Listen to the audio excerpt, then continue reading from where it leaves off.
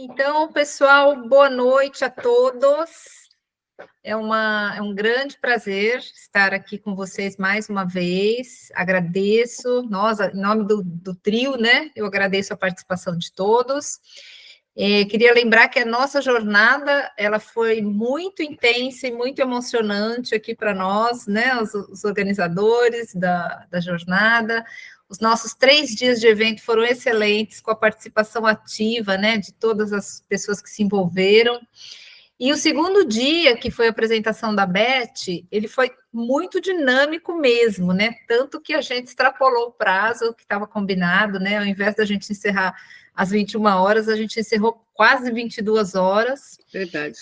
E, infelizmente, nós tivemos um problema técnico com a gravação do vídeo do segundo dia, que foi esse da apresentação da Beth, né? Por isso, nós criamos a oportunidade de termos mais um dia aqui com vocês. Então, de certa forma, né, há males que vêm para o bem, e então tivemos essa oportunidade aqui novamente, tá? Eu queria apresentar, falar um pouquinho da criação do Grupo Trio. Isso a gente já fez nos 2 dias anteriores, nos dias dos demais dias do evento, mas sempre tem gente nova aqui assistindo, escolhendo o tema que quer assistir, então eu vou repetir aqui o que eu comentei lá no dia em que a Beth esteve com a gente. A Beth é minha amiga já de muitos anos, né? A gente se conhece quando a gente fez uma parceria para atuar num projeto de remuneração. A Beth, ela foi indicada por um profissional que eu conhecia na época como uma pessoa especialista e excelente profissional em cargos e salários. E na época eu fiz contato com ela, nós acertamos os ponteiros, né? Realizamos o projeto juntas, fizemos a proposta, entramos, realizamos o projeto, e foi um projeto de muito sucesso. Então, a partir de então, a nossa parceria continua até hoje, né? E aí, sempre que a gente tem projetos onde tem alguma demanda para a gente atuar juntas, a gente sempre dá um jeito de fazer juntas esses projetos que surgem para a gente, né?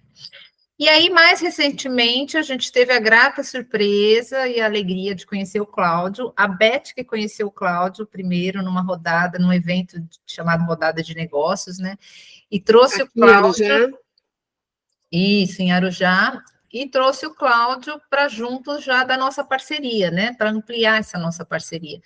E desde então estamos juntos, eu, a Beth e o Cláudio. Então foi a Beth que teve a ideia de formalizar essa nossa parceria, dando esse nome trio para essa parceria, né? Um trio com RH, porque é uma parceria para serviços de RH, né? Com essa expertise em RH. E essa parceria tem sido bem feliz, porque além de nós três nos beneficiarmos dessa troca de aprendizados, né, continuamente, de enriquecer a nossa expertise, né, a gente tem percebido que isso tem sido igualmente positivo para os nossos clientes, né, porque eles acabam tendo ao seu alcance um leque maior de opções de serviços oferecidos por esse nosso grupo, que é o trio, né.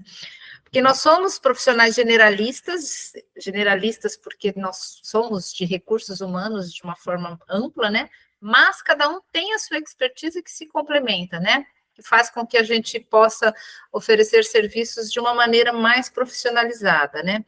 Eu que atuo mais fortemente com a parte de cultura e ambiente, focada em gestão do clima, gestão do desempenho, a Beth, que é focada em remuneração e compensação, e o Cláudio, que é mais focado em capacitação.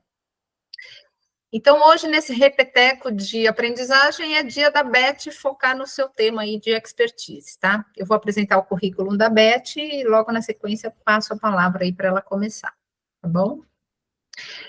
Então, lendo aqui o currículo da Beth, a Beth tem mais de 30 anos em empresas de grande porte, nacionais e multinacionais de diversos segmentos. É consultora sênior, fundadora da Prática Solutions desde 2004, atua em trabalhos de consultoria de recursos humanos, implantando e desenvolvendo projetos de gestão estratégica de RH, remuneração e benefícios para empresas de diferentes portes, nacionais e multinacionais nos diversos segmentos da indústria, prestação de serviços, instituições financeiras, construtoras e o segmento de transportes. Ela desenvolve projetos para a implantação e manutenção de estruturas organizacionais completas pelo sistema REI, pontos e escalonamento. Coordena comitês de avaliação de cargos executivos e administrativos. É formada como administradora pela Exam-FEI, com especialização em remuneração e com diversas certificações em teorias e práticas de recursos humanos. Fez a sua carreira profissional em empresas como Clariant, Eurofarma e Lacta. Beth também coordenou grupos profissionais como Grupisa, a APSA, GECOM e GPSQ, e recebeu o prêmio de profissional do ano pelo Grupisa em 1992. Atualmente, Beth é membro em diversos grupos de amigos na cidade de Arujá e atua fortemente em diversos programas e ações sociais.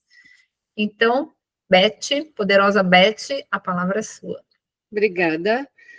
Obrigada mais uma vez a todo mundo, pelos meus amigos, o Clisman, que está aqui de volta com a gente, olha legal. Só. Muito bom. A Ana do Barreto, da padaria do Barreto, que já entrou também, a Vanusa, que está nos prestigiando, o Raul, que eu já falei, a Ivone, tem mais duas pessoas que agora eu não consegui ver quem são aqui. Acho que é a Ana e a outra pessoa eu não consegui ver quem é. Elma. Obrigada por ter me esquecido, Betinha, justo eu. Você que eu disse, nossa, eu não vi que você tinha entrado, amor. Angelita, minha linda, vamos lá. Então, vamos começar mais uma vez. Então, eu agradeço a quem está... Olha ali a Ana Toledo, sua linda, obrigada por estar me prestigiando aqui também, que legal. Então, sejam todos bem-vindos e, assim, vamos começar de novo, né? Quem já assistiu tem algumas coisas diferentes, né? E, para quem não assistiu, sejam bem-vindos e vamos lá. Vamos começar novamente a nossa jornada em busca de alinhamento estratégico, engajamento e produtividade. Não é só como ser, a gente não quer falar só de como ser um profissional, mas sim como ser um gestor e um empreendedor de excelência em recursos humanos. Porque, afinal de contas, a gente lida com pessoas o tempo inteiro, né? Todo dia, toda hora. Nós somos pessoas que cuidamos de pessoas. De uma forma ou de outra, a gente cuida dos pais, dos irmãos, dos amigos. Então, se a gente não tem essa atenção com as pessoas também não têm atenção com a gente. Então, cuidamos sempre de pessoas. Estamos todo dia cuidando de pessoas. Então, o nosso famoso triângulo, né? A origem de todo o nosso trabalho, do trio e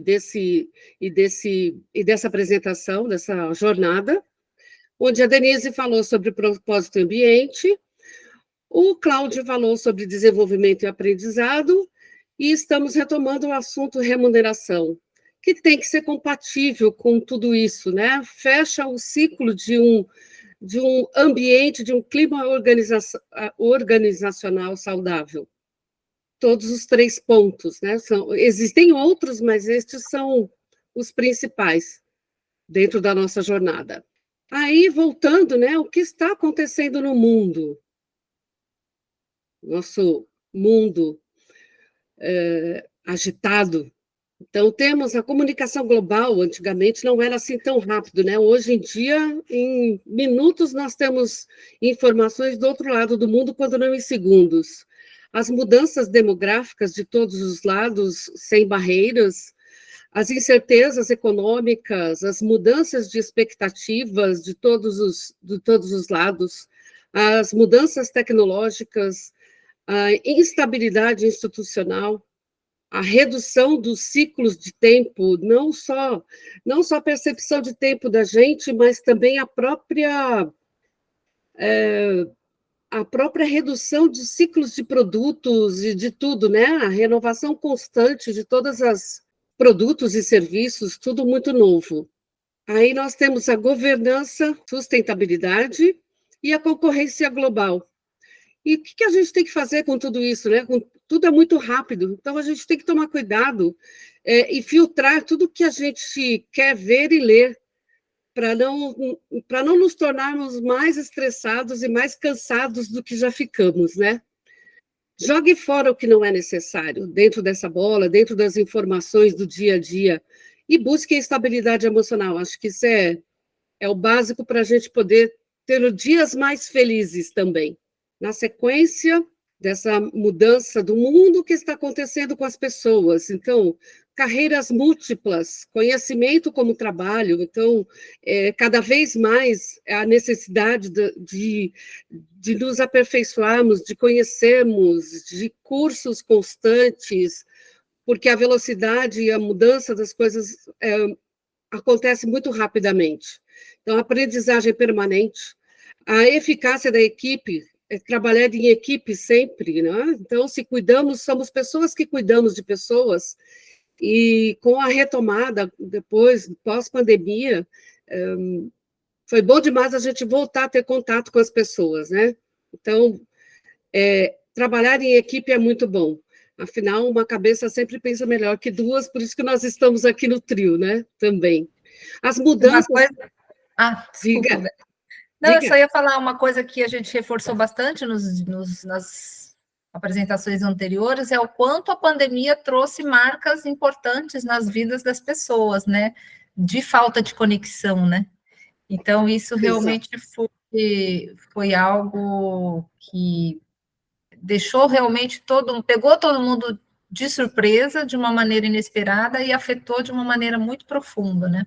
Na questão das relações. Verdade. Por isso, mais do que nunca, a gente tem que valorizar todo o aprendizado e toda a comunicação, né? E cada vez mais valorizar as pessoas.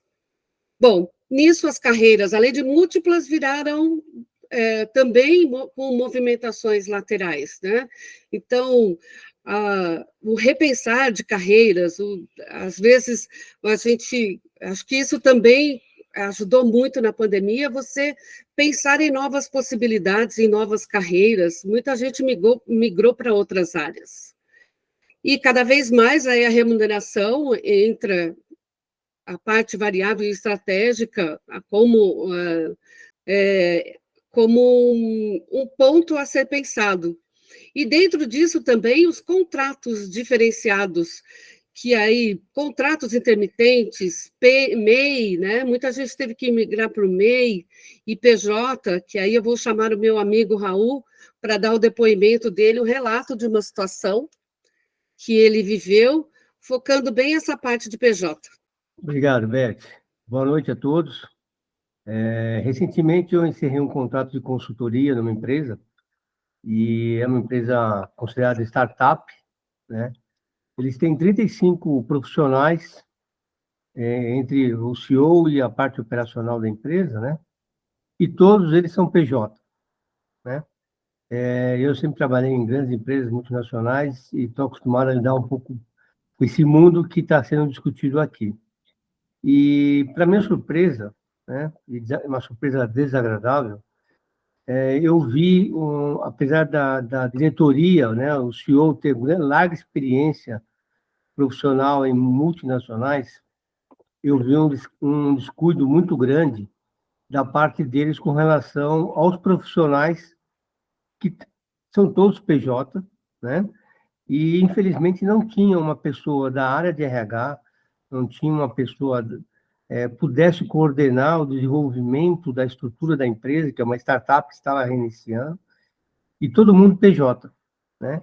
Então, parecia que tinha várias empresas pequenas dentro de uma empresa menor também, né, que é uma startup, e sem muito conhecimento para que lado vai a empresa, né? Eu acho que é uma coisa, me parece que é uma coisa que o mercado tende a ter esse processo de contratação, né? Sempre como PJ. Eu tenho bastante conhecimento que PJ, em grandes empresas, basicamente é para cargos de executivos, mas a minha experiência foi que também a parte operacional, né, também tinha PJ.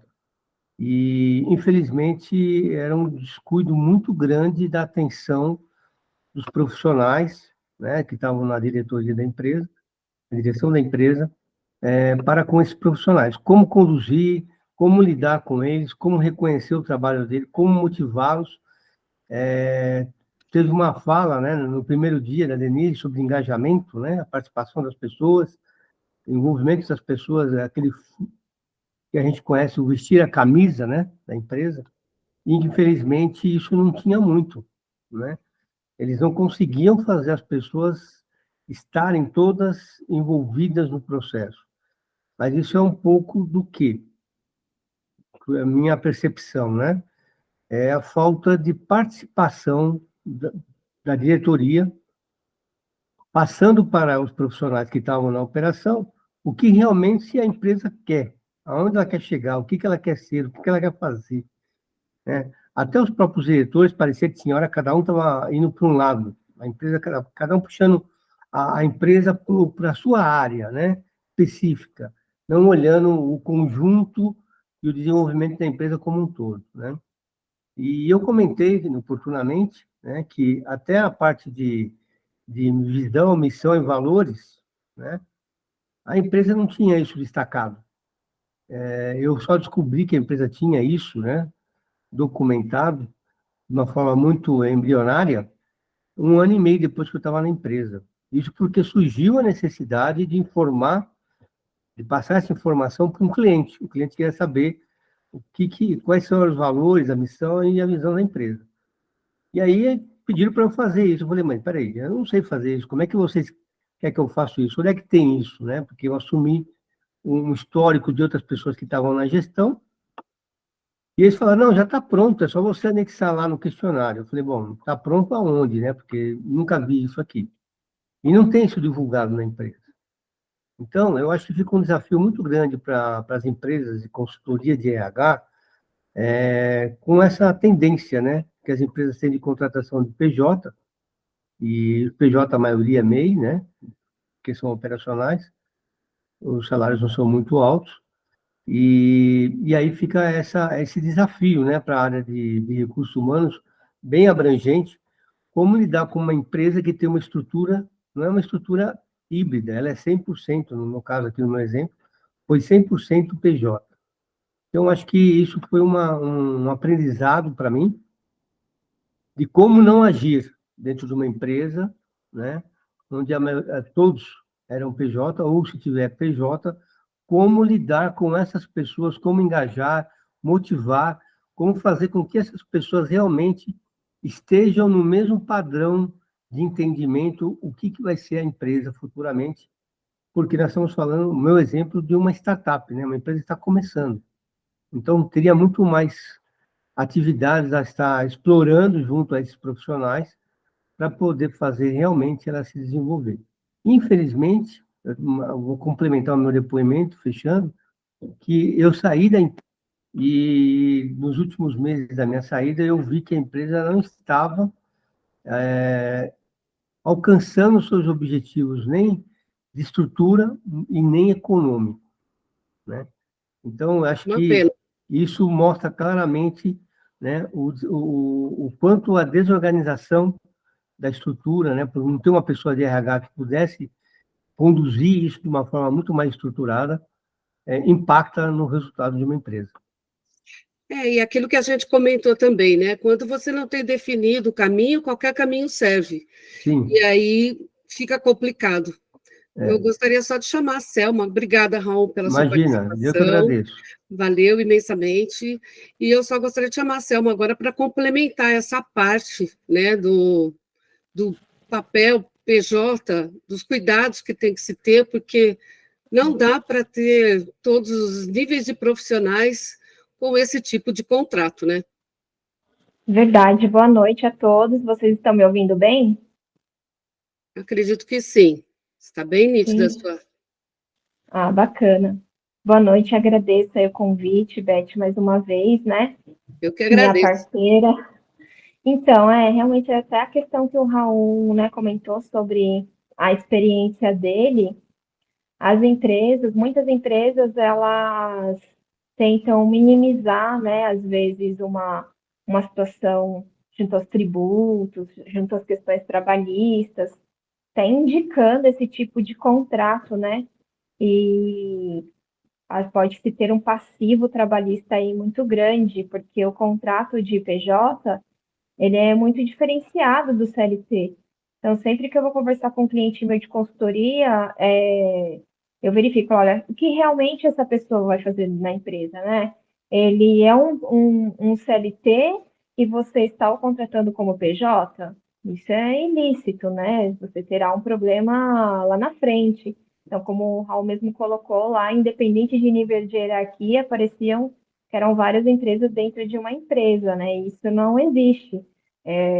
Tem a questão do direito trabalhista, a primazia da realidade, que é o que realmente acontece. Então, você é uma pessoa lá que é subordinada a você, só ela pode fazer o trabalho, é remunerada, tem horário a cumprir, já vai caracterizar aí um vínculo de emprego que dificilmente a pessoa consegue se livrar dessa demanda. Então, hoje em dia, principalmente após a pandemia, nós vemos essa questão de alguns trabalhos remotos, algumas coisas, e a pessoa às vezes também fala assim, ah, mas é um trabalho remoto, mas a pessoa tem que estar ali o horário X, sai o horário Y, e porque está remoto, então também pode ser PJ, né? Não funciona muito assim. Então, precisa análise correta, uma orientação do RH, uma orientação jurídica, para a pessoa entender quando há realmente o cabimento desse tipo de contrato, né? Então, é mais ou menos por esse caminho. Obrigada pela contribuição, minha parceira.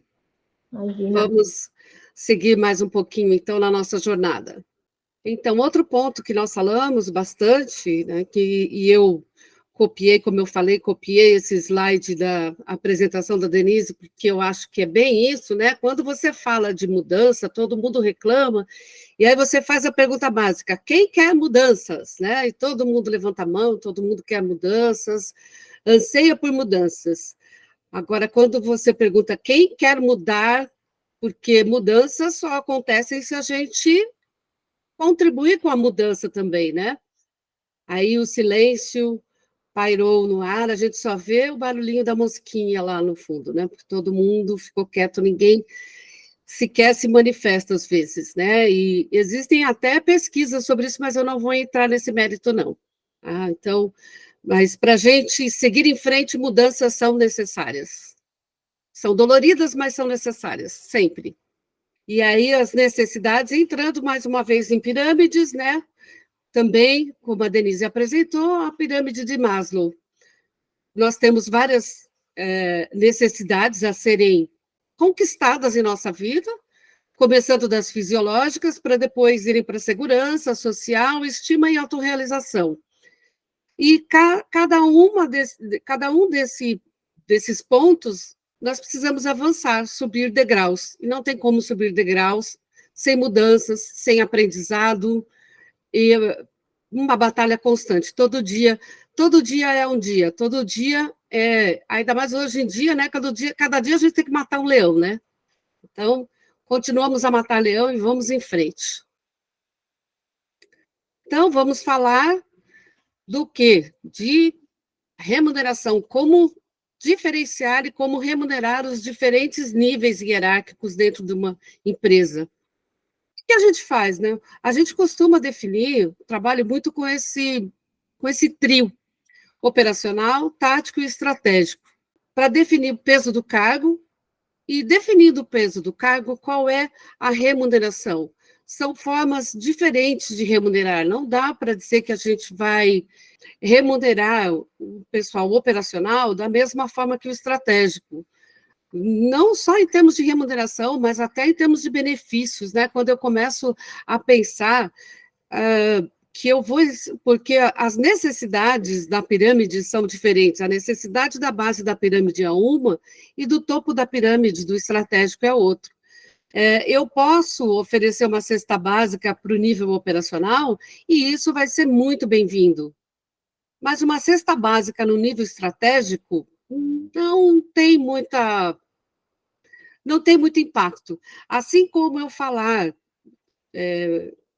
é um pouco diferente, mas hoje em dia eu acho que já está existindo uma mudança nisso, mas assim como eu falar de uma previdência privada no grupo estratégico, no grupo estratégico, isso é muito importante, mas no operacional ele fala, não, eu não quero previdência privada, eu preciso do arroz e feijão na mesa, né? Então, isso é o mais importante, de a gente separar esses níveis tanto em termos de ações quanto em termos de remuneração e benefícios. E aí, essa pirâmide, né? Eu não sei desenhar muito bem, e fiz um desenho aí, mas fica muito clara a desconfiguração da pirâmide hoje em dia. Né? As mudanças que estão ocorrendo nas organizações, os novos cargos sendo criados, outros desaparecendo, contratos de PJ, de MEI, pessoas buscando o empreendedorismo e não querem mais atuar em empresas, querem buscar a sua nova jornada. Então, isso está mudando muito o mercado de trabalho. E o mercado de trabalho ele funciona como qualquer outro mercado, seja ele financeiro, seja econômico, o mercado de remuneração de cargos e salários é igual. Quanto mais profissionais nós temos em uma determinada função, menor é o salário, menos competitivo é esse salário. Quanto menor o número de trabalhadores, de profissionais disponíveis em uma determinada função, maior é o salário. Então, a gente tem que buscar sempre o equilíbrio também dessa equação, cargo versus quantidade de profissionais no mercado. E em algumas funções desaparecendo, muita gente querendo subir para o topo da pirâmide, menos gente querendo ficar ali na base, então isso tem tornado essa pirâmide um pouco esquisita. Mais um desafio para a gente, né? Como remunerar e como motivar as pessoas dentro desse novo cenário. E aí temos, então, o RH, remuneração, o cargo. O que é tudo isso, né? Tudo isso dentro de uma caixa preta. Muita gente acha que RH, remuneração, é só departamento pessoal, mas não é, né? Não é só departamento pessoal, nem só folha de pagamento. Vai muito além. Não só como também. A área de pessoal e de folha é extremamente importante, é a área que nos fornece todas as informações para que a gente possa desenvolver outras ferramentas. E aí a gente precisa, então, abrir essa caixa, né? O que é essa caixa preta? Por que muita gente acha que trabalhar em RH, em remuneração confidencial, é assunto que é proibido? Mas ele não é. É só a gente buscar e abrir essa caixa. Beth, só fazendo parênteses aqui, o Clisman mandou uma pergunta. Ah, ok. Como a empresa está lidando com as mudanças culturais e a necessidade de aprendizagem permanente para garantir que os colaboradores se adaptem às novas exigências do mercado de trabalho? Eu acho que a melhor pessoa para responder isso é você. Não é, não? Vamos lá. O que acaba acontecendo, isso já foi mencionado anteriormente, o que nós temos no mercado hoje? Você tem a questão de um choque de gerações, na verdade, hoje você tem empresas com 3, 4 gerações diferentes trabalhando no mesmo ambiente. Então, essa necessidade de entender as mudanças, entender, inclusive, a própria cultura das empresas, né? As empresas, a gente fala muito de cultura organizacional, elas são próprias, né? Cada empresa tem certas características. Verdade. É preciso entender essas características e entender quem são as cabeças que lá estão, para aí sim poder fazer um trabalho que permita adaptar ou manter os colaboradores, manter os talentos dentro dela. Verdade. Então, a Denise mencionou na parte dela também, no dia dela, sobre a necessidade de a gente não ficar falando de receita de bolo, né? Porque não existe. Não. Quando falamos de pessoas, não tem receita. Você tem que ir lá entender como que é isso, como que é aquilo, para poder, de fato, fazer alguma coisa que faça sentido, não somente para a empresa, mas para quem está dentro dela, para os profissionais. Verdade. Né? Então, não só para pessoas, como empresas também, né? Cada empresa tem o seu momento. Algumas estão na startup, como o Cláudio comentou, outras estão no processo de maior maturidade, outras são jovens, né? São empresas mais jovens. Então, não existe uma receita, e nada como um diagnóstico, né? A gente tem que começar realmente com um diagnóstico, né, Cláudio? Exatamente. A necessidade de aprendizagem, ela é uma constante do ser humano em si, né? A gente passa a vida inteira aprendendo, desde quando nasce até o final dos nossos dias aí, seja no trabalho, na vida social. Então, criar condições para que a pessoa tenha essa gana, né, pelo aprendizado, é preciso entender quem é o teu público dentro da empresa. E, obviamente, entregar para cada público o que for mais interessante, sem deixar de lado os anseios do negócio, né, da empresa. Esse equilíbrio é bem delicado, né, principalmente nessa fase que a gente vem vivendo. Você tem algumas gerações ali, eu não gosto muito dessa palavra, tá, que se fala assim, há um conflito. Eu acho que o que está acontecendo é um ajuste, é uma adaptação. A gente se adapta com um monte de coisa, né? Então, à medida que isso vai se assentando, a coisa vai ficando mais fácil. São as mudanças. É a mudança, exatamente. É aquilo, inclusive, que a gente falou no primeiro dia, né? É a adaptação ao caos, que no fim vem como uma oportunidade, né? Exato. De você se adequar a essa mudança externa, né? Com a sua mudança interna. Agora, a gente percebe também que esse contínuo treinamento, como o Cláudio falou, é constante no ser humano e ele precisa estar acontecendo até por uma questão de sobrevivência das empresas, né? Sim. Nem todas elas estão com essa consciência, né? De que se realmente elas não se adaptarem a essas mudanças, há um risco de sobrevivência. E tem aquelas que já entenderam o recado e estão correndo aí em busca de fazer a sua lição de casa. Né? Verdade.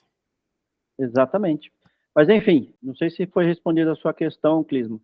Depois que anota aqui no chat para gente. Depois dá um alô. Ou manda um joinha aí para nós. Vamos lá, Beth. Vamos lá.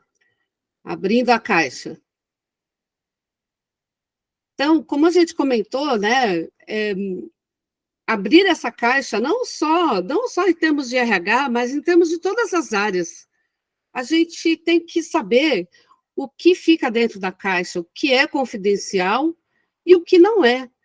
Então, existem informações que elas não podem ficar escondidas, como o que o Raul falou, né?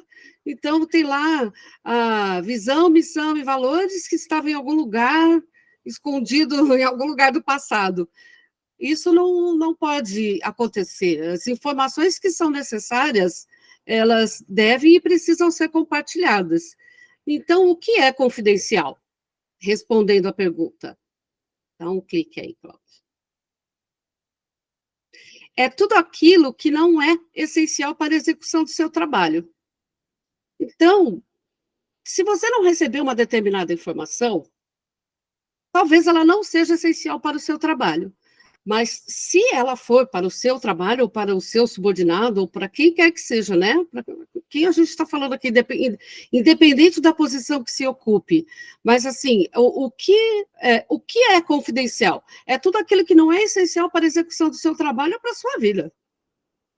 Então, se não é necessário, descarta, joga fora, vamos seguir em frente. O importante, e principalmente nesse turbilhão de informações, então, vamos nos ater às informações que são importantes, aquelas que são efetivamente necessárias. As demais não precisam.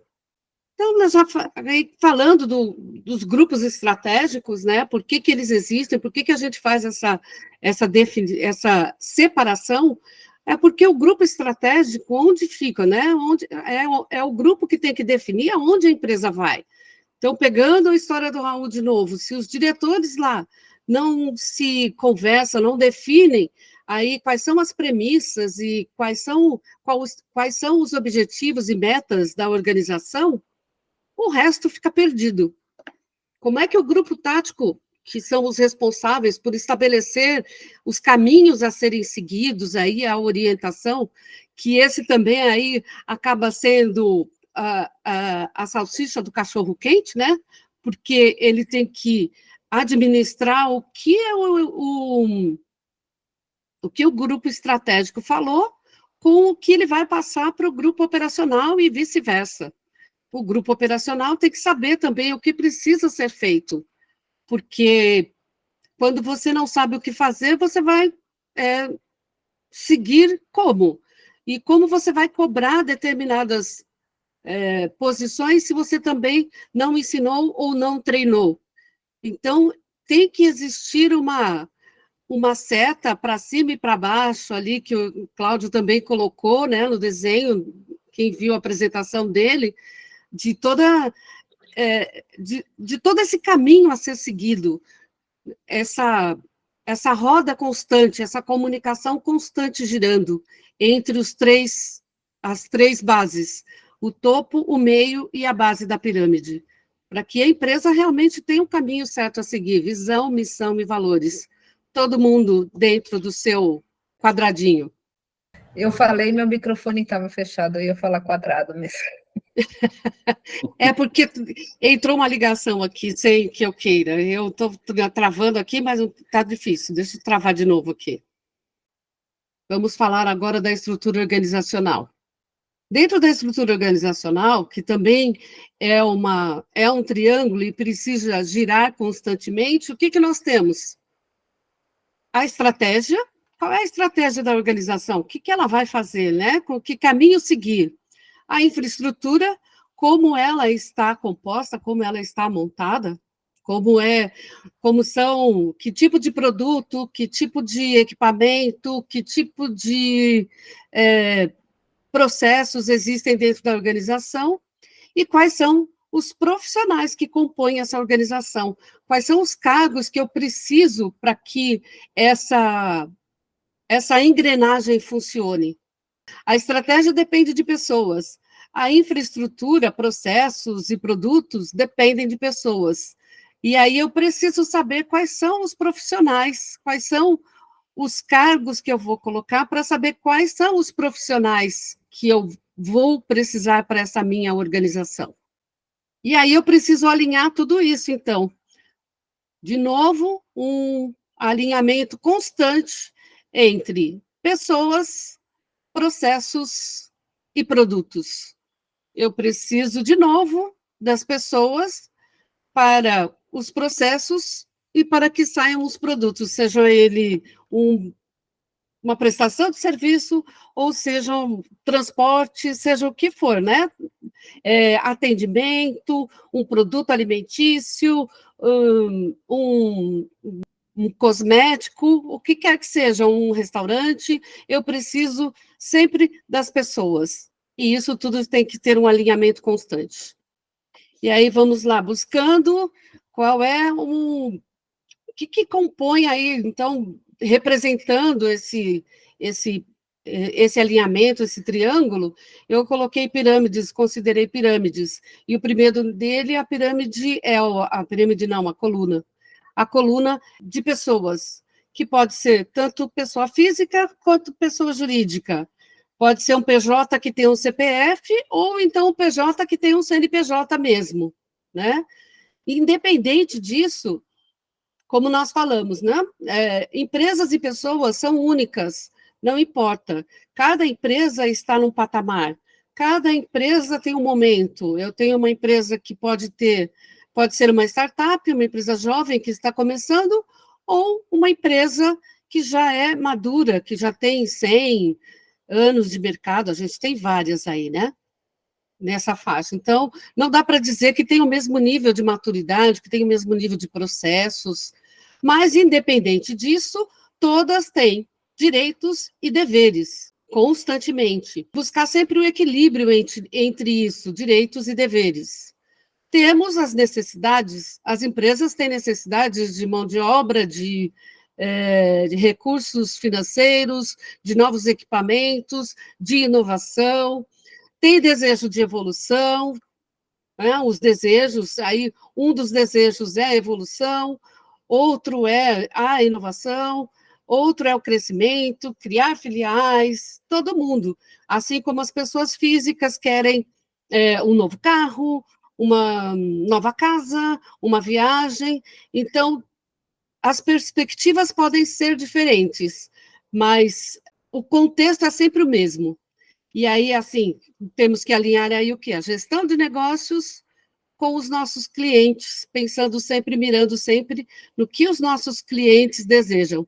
Afinal, são eles o nosso principal, seja funcionário ou seja empregador, né? Eles é que são nossos verdadeiros patrões. E o cliente, não lembro quem foi que comentou na vez passada, que é o único que tem o poder de demitir, de nos demitir, inclusive o patrão. O outro ponto que nós temos é a outra coluna, né? Que nós vamos falar são os processos. De novo, entre gestão do negócio, temos que buscar, mirando o equilíbrio entre gestão de negócio e clientes, o que nós temos? Equipamentos. Quais são os equipamentos necessários? Quais são as áreas e setores dentro desses processos? Quais são os sistemas que eu preciso? ERP, o que eu preciso de TI? Quais são as minhas necessidades em termos de software, de hardware? Quais são os procedimentos que eu preciso colocar para que isso funcione adequadamente? Como é que eu vou gerenciar tudo isso? Como tudo isso deve ser feito? Como tudo isso precisa ser feito? O que deve ser feito, né? Então, é uma constante. São vários balãozinhos aí para a gente equilibrar, ou vários pratos para você equilibrar todo dia, né? São vários pratos aí em equilíbrio, para se manter em equilíbrio. O próximo ponto são os produtos. Que produtos nós vamos oferecer? E qual o preço desse produto? Como eu vou calcular o preço do meu produto? O que compõe isso? Porque eu preciso considerar toda a minha estrutura, salários, processos, mão de obra, equipamentos, fornecedores. Eu preciso ter uma área específica para calcular o preço desse meu produto. Quais são as especificações dos meus produtos? Qual é a funcionalidade do meu produto? Qual é a utilidade? Ele atende adequadamente? Ele está de acordo com os anseios dos nossos clientes? Esse produto tem segurança? Eu ofereço segurança? Né? A empresa oferece segurança? A empresa oferece garantia? Tem qualidade? Eu busco a qualidade, eu apresento tudo isso é claro para o meu cliente. Então, são outros cuidados que a gente precisa ter para sempre fazer a correta gestão do negócio, mirando o cliente. E aí, eu tenho uma visão estratégica do que eu estabeleci uma visão estratégica para tudo isso, eu sei o que o meu cliente está querendo, né? Eu estou focada, tudo que a gente está fazendo, tudo que a nossa empresa está fazendo, está focando no cliente, nas necessidades, no atendimento, eu faço o gerenciamento de tudo isso, eu faço o acompanhamento, eu busco a fidelização, eu busco a satisfação. São perguntas que toda empresa, todo profissional, dentro do seu âmbito, tem que buscar, né? E em cima de tudo isso, a eficiência, porque tudo está alinhado, esses balãozinhos, de novo, aí, balãozinhos ou pratinhos a serem considerados o tempo inteiro, mantendo o equilíbrio desses pratinhos o tempo todo. Vamos nós. Aí, nós temos aqui a nossa balança, né? Esse é o grande desafio, imagina pegar tudo isso, todos esses pratinhos e manter tudo isso em equilíbrio entre as expectativas, necessidades e desejos dos nossos colaboradores e a estrutura, necessidades e estratégias da organização. Isso tudo pode gerar uma crise, né? E aí, o que a gente faz? principalmente hoje em dia, né? É muito fácil. Então, a gente precisa arriscar o S e criar. Crie. Saia da crise e crie. Uma crise, geralmente, gera uma oportunidade. Então, quantos de nós já enxergamos ou buscamos enxergar uma oportunidade dentro da crise? E criar novas experiências, novas expectativas, novos produtos. Uma dificuldade não pode nos limitar, a gente tem que seguir em frente. E essa balança entre empresa e empregadores, ela precisa se manter em equilíbrio. Manter o equilíbrio dessa balança é uma coisa muito louca, né? E aí, eu brinquei a vez passada, na apresentação passada, para quem esteve presente, e vamos nós, de novo, brincar aqui com o RH sendo a salsicha do cachorro-quente.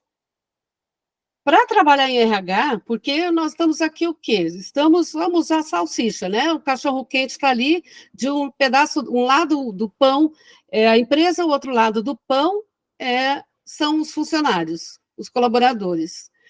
E a gente precisa ter muito equilíbrio.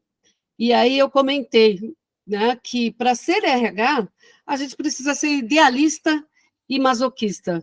Eu tenho alguns amigos aqui que já foram de RH, então me corrijam se eu estiver errada. E aí eu vou chamar uma pessoa que é muito, muito querida, que eu avisei ela que ela tinha que ser idealista e masoquista. Mas eu quero que ela conte a história de como ela falou, não, mesmo assim eu vou entrar em RH, eu quero entrar em RH. Desculpa. Minha história com a Beth foi muito interessante, eu adoro contar essa história para todo mundo toda vez, porque, como diz o meu amigo que trabalhou comigo, eu fiz o meu destino. Não sei se eu fiz, né? Porque, assim, eu fui atrás de um sonho, conheci a Beth num consultório médico, na época do tratamento ortomolecular. Ela falava que ela trabalhava em RH, aquilo me encantava. Eu falava assim, quero trabalhar com essa pessoa, eu quero ser o que essa pessoa é. Eu trabalhava em banco, eu era da área financeira, sempre vim da área financeira. E aí eu olhava ela falando ao telefone com as empresas que ela prestava serviço, eu falava assim, eu quero ser o que essa mulher é. Remarquei todos os meus horários da consulta para o mesmo horário que ela, para poder conseguir conversar mais com ela e pegar um pouco de experiência. E pedi um emprego na cara dura. Você não pode me arrumar um lugar para eu trabalhar? Pode ser qualquer coisa. Eu quero entrar na área, eu venho de banco, eu faço pós, ninguém na pós me arruma um trabalho porque eu sou de banco. E aí ela ficou pensando como que ela poderia ajudar aquela pessoa que queria tanto entrar em RH. Foi quando ela me indicou, na época na JHSF, para poder entrar num projeto simples, ser uma analista júnior, mas para aprender, que eu só tinha vontade, mais nada, e conhecimentos de escola, né, de faculdade, e após. E foi quando eu foi quando eu comecei a minha vida em RH, e eu falo que eu devo a Beth essa minha vida profissional, que hoje tem já mais de 15 anos, e estou na área de benefícios, já fiz remuneração, que é a área que eu mais gosto. É isso mesmo que a Beth, que a Denise falaram, a gente é RH, a gente é generalista, eu entendo que a gente tem que ser generalista, né? Saber entender de tudo para poder você atender bem um funcionário, você atender bem uma diretoria, você tem que saber, você tem que ter o conhecimento generalista. E sim, sou especialista em benefícios. E assim, é o que eu amo, e eu devo isso tudo a Betinha. E eu tenho o maior orgulho. E aí, assim, uma das coisas que a gente fala, né, e eu trago desde lá de trás também, que eu aprendi com o meu primeiro gestor, que foi meu mestre. A gente sempre tem alguém que a gente admira, né, dentro da área, e ele dizia bem, por isso que a gente tem que ser generalista também, né? Nunca analise um problema na dimensão da sua mesa. nunca veja um problema sobre a dimensão da sua mesa, porque você pode estar enganado. Então, para você enxergar outras possibilidades, você tem que conhecer o processo. Você tem que saber de onde veio o papel que chegou até a sua mesa, né? Aquele problema que chegou até você, e para onde ele vai. Como é que você pode ajudar a resolver essa questão? Não dá para entregar de qualquer jeito, né? Eu costumo brincar, inclusive, falando assim, né? Você recebeu um macaquinho descabelado e babento, né? Como é que você vai passar ele para frente? Você vai pentear o cabelinho dele, vai dar o jeitinho dele, ou vai enfiar o dedo no olho e passar para frente do jeito que der? A gente não pode fazer isso, né? A gente tem que realmente se engajar, estar engajado na empresa onde nós estamos, buscar realmente soluções, e a junção de todas as pessoas, seja de que idade for. O meu amigo Rodney comentou da questão do etarismo, né? E a gente tem presenciado muito isso. O Cláudio acabou de falar também do choque de gerações, e a gente tem que buscar soluções para tudo isso. E a melhor convivência, porque se o jovem tem o dinamismo, a pessoa com mais idade tem o conhecimento, tem a maturidade. Então, vamos aproveitar o que é melhor de cada um e vamos em frente. O RH está aí, com muitos desafios para a gente. Então, quando a gente fala de cargos e salários, de uma estrutura de cargos e salários, a gente tem um monte de coisas aí que compõem tudo isso, né? E começa com a descrição de cargo. Não tem como começar uma estrutura dentro da empresa sem a descrição de cargo, sem você conhecer cada função, o que cada pessoa faz. Eu defini a descrição, eu preciso ver quais são as competências que eu preciso desse profissional e qual é o perfil adequado. Eu não posso imaginar que uma pessoa que trabalha em marketing tenha o mesmo perfil de um profissional de TI. Geralmente, o profissional de TI busca, ele é uma pessoa mais introspectiva, ele busca menos contato, ele gosta do sistema, ele gosta das coisas mais exatas. Ao passo que uma pessoa de marketing gosta muito mais de ambientes leves, ele precisa ser criativo e ele precisa de espaço para ampliar essa sua criatividade. Então, a gente não pode esquecer esse tipo de informação dentro de um perfil de cargo. Eu vi que o Clisman fez uma pergunta, né? Isso. Fez. Como a empresa pode alinhar suas expectativas idealistas com a paixão e dedicação dos colaboradores, evitando cair nos extremos do idealismo e do masoquismo organizacional? Eu não sei se eu entendi a pergunta. Também não sei se eu entendi, mas assim, repete para mim, por favor.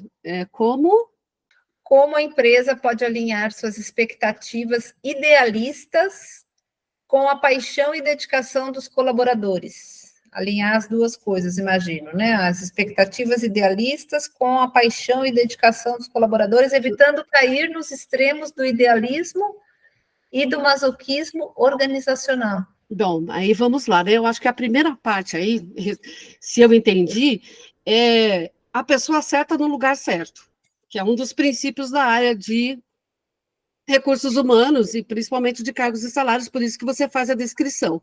É você tentar colocar a pessoa certa no lugar certo.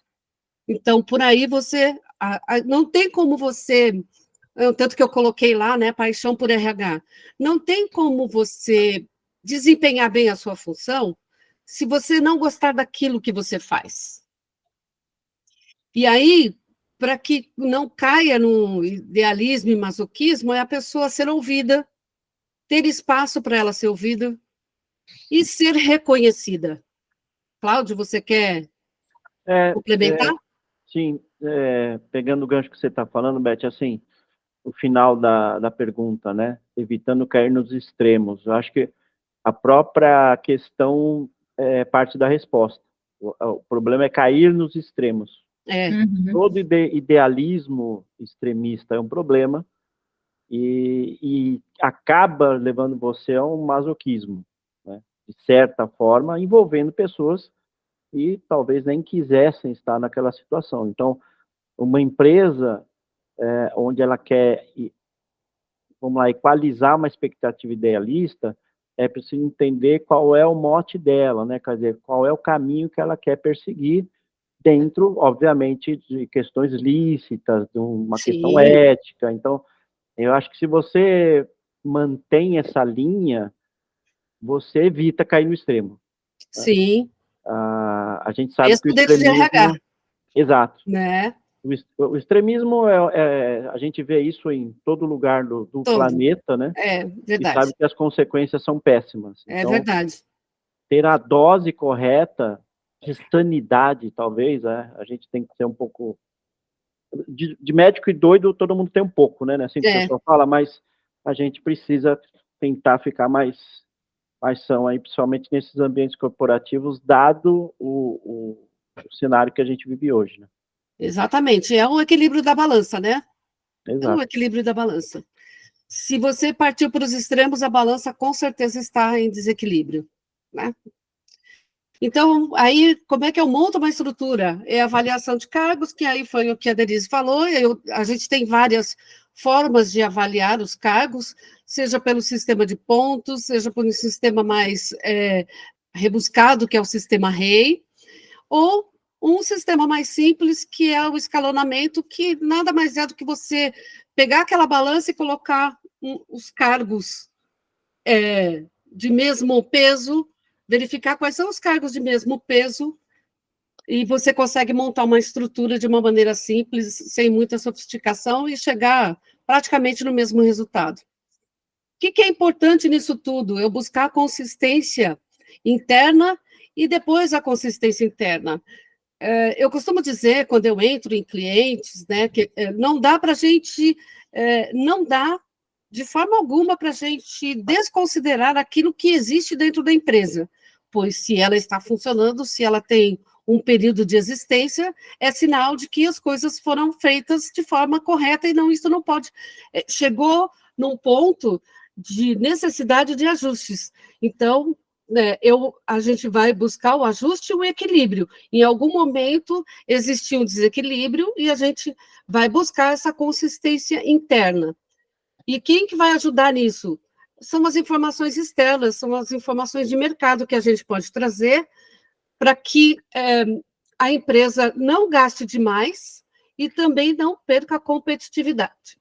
Analisando essas informações de consistência interna e consistência externa, eu posso estabelecer uma tabela salarial, que vai ser o meu norte em termos de crescimento de pessoas, onde eu posso chegar, onde a empresa também pode chegar em termos de custos com essa tabela salarial. Aí eu posso estabelecer crescimento compatível, remunerando adequadamente as pessoas e os cargos. Aí eu preciso de definições e parâmetros, preciso definir isso para que eu tenha uma política de movimentação de pessoal adequada. Ou seja, eu tenho a mesma régua para todo mundo. Eu não posso colocar todo mundo dentro de uma armadura, porque as pessoas são diferentes, mas eu preciso tratar todo mundo igual. E eu só faço isso se eu tiver uma política de movimentação, onde eu sei qual é a régua que eu tenho que seguir, quais são os parâmetros que me guiam na gestão de pessoas. O que isso também tem aqui? Eu tenho a estrutura de cargos e salários, né? O que eu preciso prestar atenção? Dentro da estrutura, todos os cargos são importantes. Então, eu vou avaliar os cargos, mas eu não posso dizer que um é mais importante do que o outro. Existe até uma brincadeira, né, que eu até gosto muito dessa história, que assim, né, a mulher do cafezinho não é importante? Olha, deixa ela faltar um dia para você ver, que o pessoal fica sem o café para você ver se ela não é importante. Existe até uma brincadeira que colocaram o leão na empresa, né? E deu risada, acho que ela conhece essa história, né? Conhece?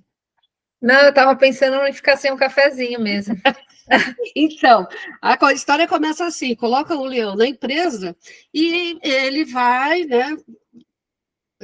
Está guardado lá no sótão, mas aí um dia esquecem de fechar a porta e ele sai.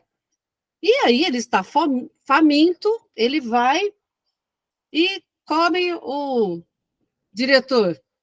Jantou o diretor e tudo certo. Ficou de barriguinha cheia, ninguém sentiu falta. Na semana seguinte, ele foi comer um gerente. Ninguém sentiu falta. Ficou satisfeito uma semana. Na semana seguinte, ele errou e foi comer a mulher do cafezinho. E aí todo mundo sentiu falta da mulher do cafezinho. Por que que o cafezinho não chegou? Aí, então, todos os cargos são importantes, todas as atividades são importantes. Isso que você está falando me lembrou uma coisa que é interessante, de uma metodologia que eu conheci uma vez de avaliação de cargos, né? Você está falando da importância dos cargos, né? Isso, que não exatamente. todos são importantes. É isso. Mas que tem alguns cargos que eles são medidos pelo tempo, pela demora com que ele se concretiza nos resultados que ele traz. Porque quando você fala da mulher do cafezinho, ou do pedreiro, ou da pessoa da faxina, você está falando de pessoas que, no dia a dia, de hora em hora, esse profissional vai ser sentido como fazendo falta se ele não fizer. E se ele colocar um tijolo a mais, o pedreiro, se a moça do café fizer o café todo dia, e se a limpeza for feita todo dia, você consegue avaliar esse cargo, porque a duração dele é rápida, ele tem o resultado que vem rapidamente. Quando em cargos do topo da pirâmide, de um diretor e de um gerente, o resultado deste trabalho ele só é visto no longo prazo. Por isso que demorou-se para perceber que o leão tinha comido, né? Porque talvez a falta, aquele diretor ele vai fazer falta daqui a 1 ano, aquele gerente vai fazer falta daqui a 6 meses. Sim, Algo sim. nessa linha, né? Tem tudo isso, né? E assim, e um cargo também ele não pode ser avaliado pelo assim, muitas vezes eu avaliando cargos, as pessoas me perguntam assim, mas se o fulano de tal não entregar essa nota fiscal, vai dar o maior problema. Eu falei, mas ele não pode ser avaliado se ele não entregar. É obrigação dele entregar a nota fiscal. Então, isso é avaliação, aí a gente tem que fazer a mudança, e aí nós não estamos falando de avaliação de cargo, estamos falando de avaliação de ocupante. O que deve ser feito é ele entregar a nota fiscal. Se ele não entregou, ele está tendo um problema de desempenho. Isso eu não posso considerar como um fator primordial para aumentar a pontuação do cargo. Aí, por isso que aí a importância aqui, né, a gente estava comentando, dentro da estrutura, nós temos aí vários perfis e vários cargos, por isso que todos eles são importantes. Então, você pensa assim, numa orquestra, eu preciso do carregador do piano. Vai ter um concerto, eu preciso de alguém lá do carregador para carregar o piano e colocar no palco. E eu preciso do pianista, porque sem o pianista não haverá o espetáculo. E nem sempre o pianista é o próprio afinador do piano. Falta um Rzinho ali. É preciso o afinador do piano, tá? Então são cargos, cada um dentro da sua especialidade, cada um dentro da sua importância. O espetáculo não acontece se o carregador não levar o piano. O pianista não vai fazer um bom espetáculo se esse piano não estiver devidamente afinado. Então, todos os cargos são importantes. E aí nós temos aqui as admissões, que a gente comentou também da vez passada, e o Cláudio também já comentou, quando a gente fala que as pessoas são admitidas por competências técnicas e acabam sendo demitidas pelas competências comportamentais. Aqui, eu não sei se o Cláudio quer fazer algum comentário antes de eu entrar na política de risco, e depois eu vou chamar mais uma vez a Selma. Na verdade, assim, vamos lá. Essa questão da admissão pela questão técnica e a saída pelas atitudes, né? Quando você admite, apesar de se fazer vários processos de seleção com testes e uma série de outras coisas, onde você tenta avaliar o comportamento, ou pelo menos entender o comportamento do profissional, no momento que ele está atuando, é que você, de fato, consegue tirar a prova dos 9, né? Que você consegue ir lá e saber para que veio. Porém, existem algumas vertentes que, assim, por exemplo, eu trabalhei num lugar que tinha a síndrome dos 90 dias. O que era isso? A empresa, se não demitisse na experiência, não ia demitir mais. Era essa lenda lá dentro. Então, a pessoa era um avião por 90 dias. Passou 90 dias, aí o negócio mudava completamente. Ou seja, perdiam-se empregos por atitude, por comportamento, pura e simplesmente. À exceção de quando uma empresa não vai bem, né, ela precisa fazer cortes, são necessários para manter ela em funcionamento, a grande maioria das demissões, não estou nem falando aqui do pedido de demissão, elas são oriundas, né, são por parte daquela pessoa que deixou de se comprometer com ele mesmo. Alguns gerentes, vou falar por mim, tá? A pior coisa que tem para gente que trabalha em RH ou que tem pessoas sob comando é demitir alguém. Isso é horrível. Tá? É verdade. Porque essa pessoa é um ser humano. Né? Ela tem família, aquela coisa toda. E merece respeito. Exato. Aí, exato. Independentemente da pessoa, o processo tem que ser ético, tem que ter fundamentos. Mas o que eu explico para as pessoas nesse momento é que, assim, às vezes o que você está fazendo é o ato da demissão, mas quem fez a demissão foi o próprio colaborador. Ele provocou isso. Né? A demissão humanizada hoje, né, em sua grande maioria, pelo menos, o que a gente faz? Você vai lá, dá um feedback, conversa, o famoso gato subiu no telhado, né? Você começa a explicar para a pessoa possíveis consequências. Né? Então, essa pessoa ela precisa entender. Alguns compreendem, outros, aqui vou fazer só mais um parênteses, Beth, assim, às vezes a pessoa ela não vai bem, e aí cabe também, não somente ao profissional de RH, mas aos gestores, entender que às vezes é um momento de vida que a pessoa está passando muito difícil. Eu acho que dos dois, né? Tanto do gestor quanto do RH, né? Exato, é o papel dos dois. Se o gestor não consegue, ele tem que buscar ajuda do RH e o RH tem que estar preparado para dar esse suporte para o gestor. Exato. Vamos voltar no passado não muito distante, na pandemia, né? Quando a gente perdeu entes queridos, muita gente ficou abalada com isso, não foi fácil.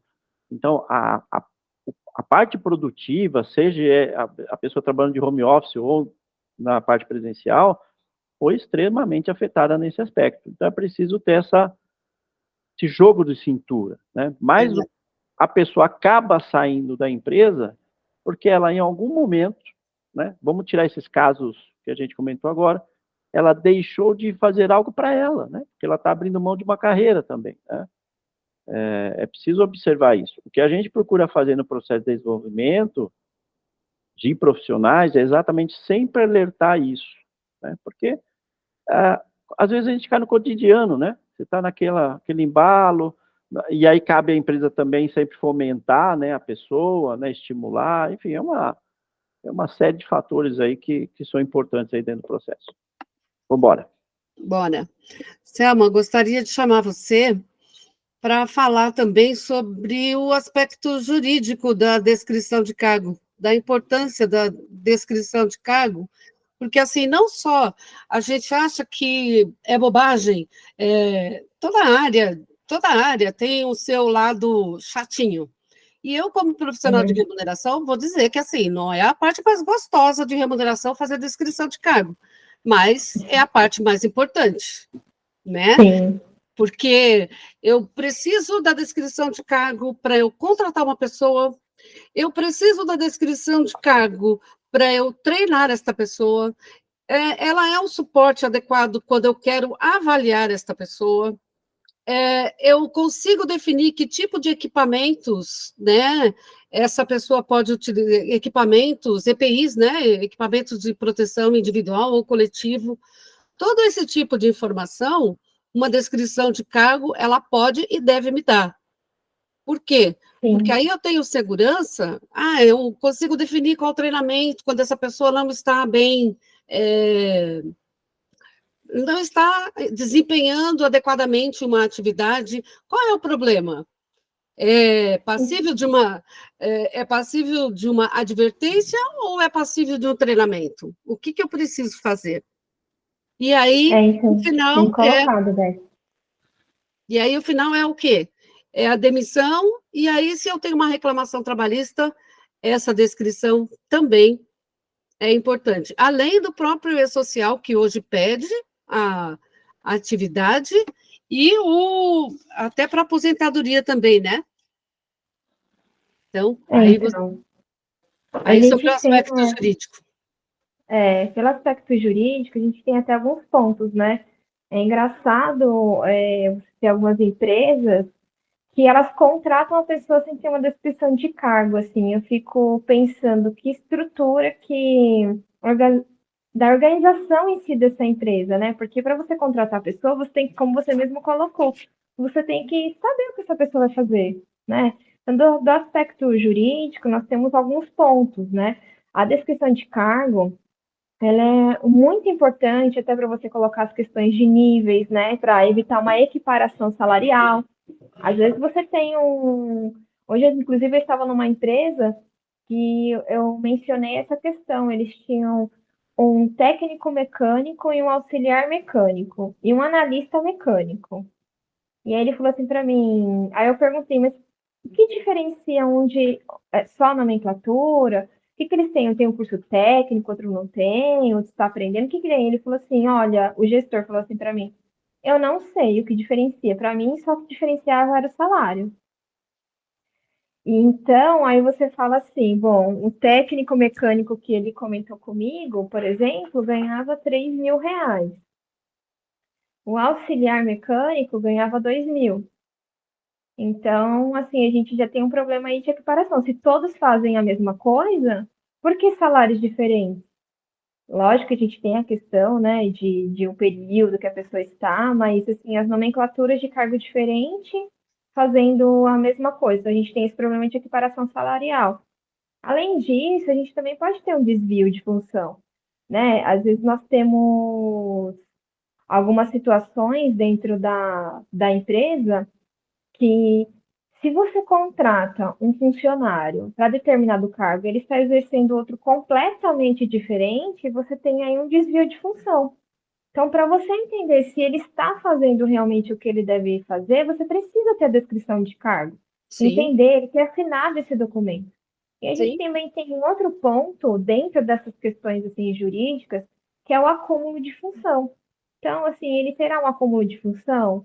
Olha, ele trabalha no escritório, mas ele está pedindo acúmulo de função porque ele tinha que limpar ali, ele tinha que fazer isso, ele tinha que organizar o arquivo, ele tinha que fazer, e aí na descrição de cargo dele está pedindo acúmulo de função, um exemplo.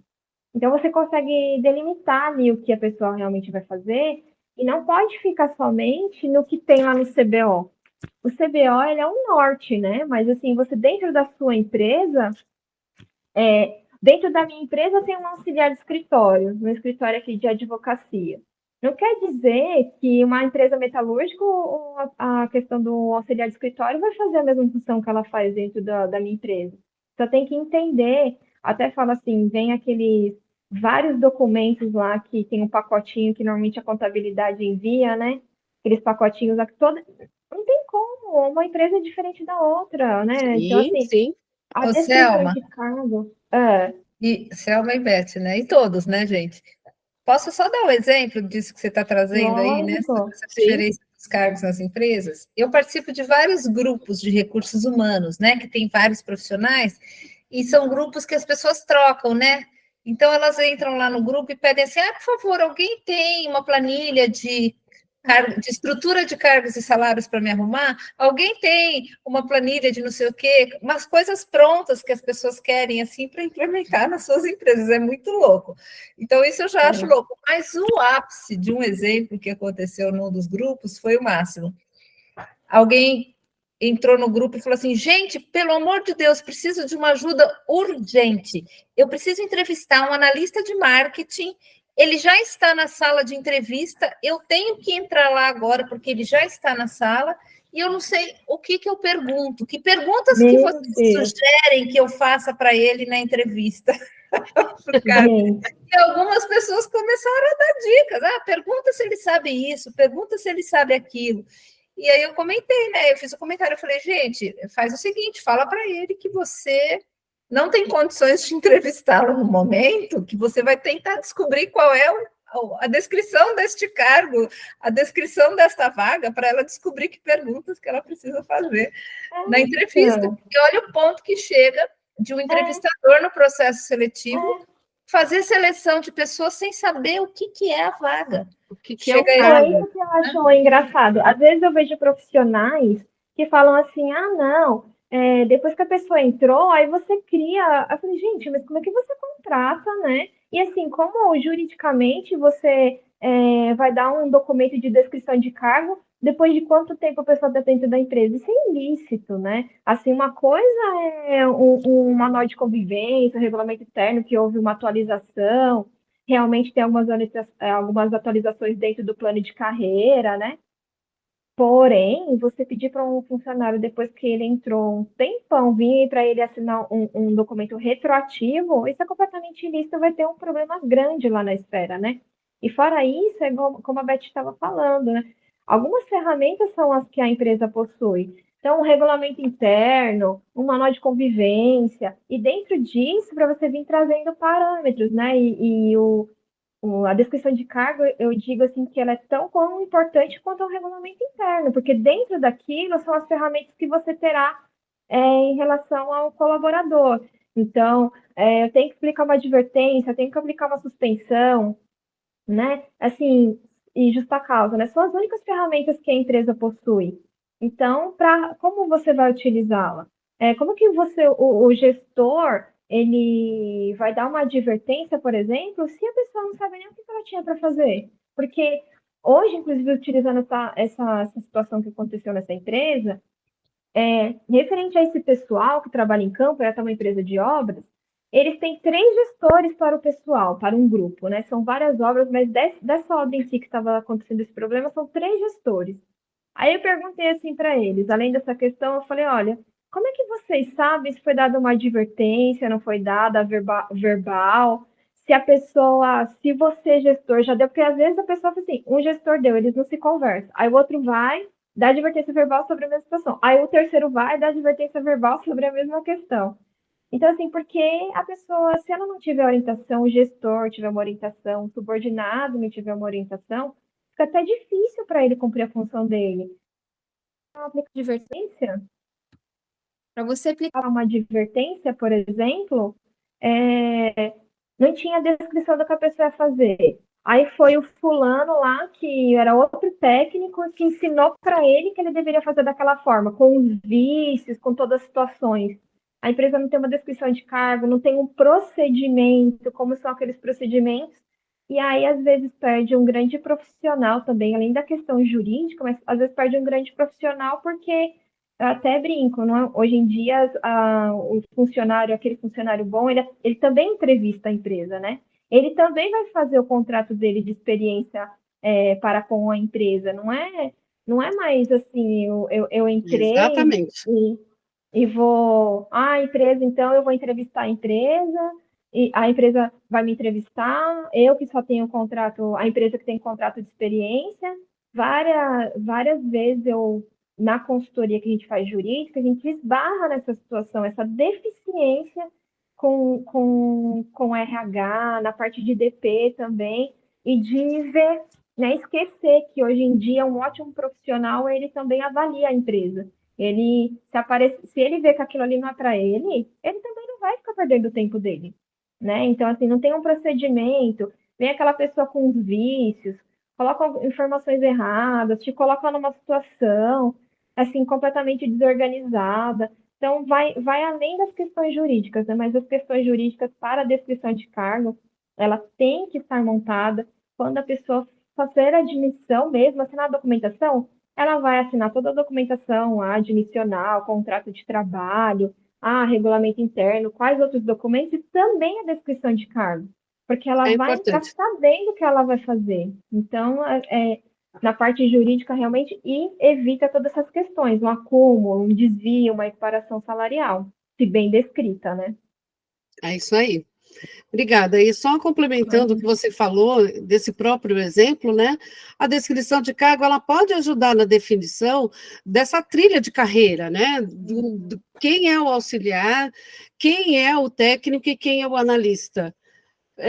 Tem como diferenciar, não só pelo tempo, mas em nível de formação, em nível de responsabilidade, de resultados que se espera de cada cargo. É como você falou, só que precisa ser bem feito, né? Perfeito. A descrição precisa ser bem feita. É. E aí... Roberto, Oi. antes de você continuar, tinha já um comentário meio antigo aqui do Klinsmann, reforçando algo que você já tinha falado, que todos os cargos são essenciais, desde o carregador do piano até o pianista, confirmando o que você já tinha falado. Verdade. E tem sobre cargos ainda, tem uma colocação aqui da Ana Maria Toledo, que não sei se ela quer abrir o microfone e falar para a gente o que ela quis dizer aqui sobre, na visão sistêmica ou psicanalítica, acho que ela quis dizer, os cargos acabam sendo objetos de transferência da relação pessoal. Não sei se ela gostaria de contar para a gente aí, abrir o microfone ou escrever, fica à vontade, Ana. Denise, eu acho importante a gente, eu já fui gestora há muitos anos, trabalhei, né, tinha equipes de mais de 150 pessoas, então é muito forte para mim esse movimento, né, da psicanálise e da terapia sistêmica dentro das relações humanas numa empresa. Então, muitas vezes, uma pessoa que tem dificuldades com o pai, ela vai ter dificuldade com o chefe. Aquele que tem dificuldade com os irmãos vai ter dificuldade com as equipes, colegas de com trabalho. seus colegas. Sim, com certeza.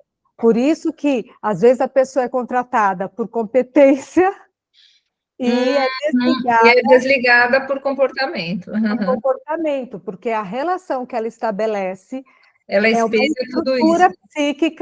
estrutura psíquica, que ela leva com ela. Então, as empresas hoje em dia, as empresas inteligentes estão cuidando da saúde mental e da inteligência emocional dos seus, justamente porque sejam gestores, sejam funcionários em qualquer, ou servidores, colaboradores, parceiros, de qualquer nível. A inteligência emocional, ela vem já de uma estrutura psíquica com traços de personalidade. Muito bom. Então, não importa não importa o diploma conferido ali. A relação que a pessoa tem na empresa é uma relação única. Era isso que eu queria colocar. Excelente, Ana. Quem sabe a gente um dia não faça um tema relacionado a isso, né? Porque eu também trabalho com constelação sistêmica e eu utilizo todos esses parâmetros também na avaliação das empresas, né? Muito legal. Obrigada pela sua contribuição, viu? Muito legal. Obrigada mesmo. Obrigada. Super importante. E esse é mais um ponto, né? A Regina levantou a mão. Não foi? Foi. Diga, Rê. Não, desculpa, eu ia dar um parabéns aqui para a Ana, que eu adorei essa história também. Legal. Muito bom, parabéns mesmo. Vamos lá. E só finalizando, né, que é importante a gente perceber essa diferença do século XX para o século XXI. Justamente que hoje, né, nós não temos mais essa relação vertical na família como se tinha antigamente. Então, essa relação vertical na empresa também fica comprometida. Hoje a relação é horizontal. Exatamente. Desde a gente falou disso lá na primeira reunião nossa, né? Desde a entrada das 3 letrinhas do www, da web. As informações mudaram, 1992 aqui no Brasil, é isso mesmo. Né? Mas é isso, eu agradeço Estou caindo Imagina. nessa reunião aqui, né? Porque, na verdade, eu não participei da primeira, não tive oportunidade, e Legal. agradeço muito todo o empenho e o compartilhamento do conhecimento de vocês. Muito bem. Nós Eu é que é que agradeço. agradecemos. E não faltará a oportunidade da gente falar, quem sabe até pessoalmente a gente não possa se falar aí, né? Com certeza, Obrigada. com certeza. Vamos combinar uma live a respeito disso. Certo?